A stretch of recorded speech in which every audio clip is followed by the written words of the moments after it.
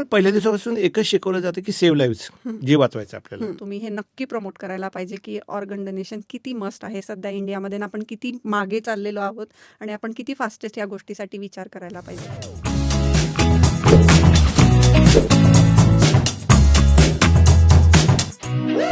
तर आता आपण हे सगळं जे डिस्कशन करतोय त्याचा मेन मोरल हा आहे की आपल्या भारतातल्या लोकांनी जास्तीत जास्त अवयव दान करावं. तुम्ही कसं त्यांना मोटिवेट करायला काय एक आवाहन देऊ शकता?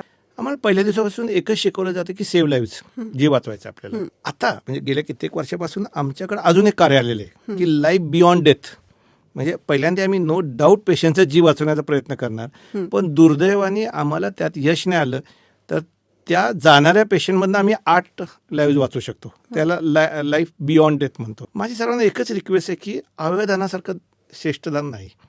अवयवदान हे सगळ्या दानमध्ये श्रेष्ठ मानलं जातं कारण तुम्ही 8 लोकांची जीव वाचवू शकता आणि आत्ता सद्य परिस्थितीमध्ये त्याची आपल्या भारतात अत्यंत गरज आहे. आम्ही आज जे सांगण्याचा प्रयत्न केला ते तुम्हाला नक्कीच समजलं असेल आणि तुम्ही त्याला सिरियसली घ्याल.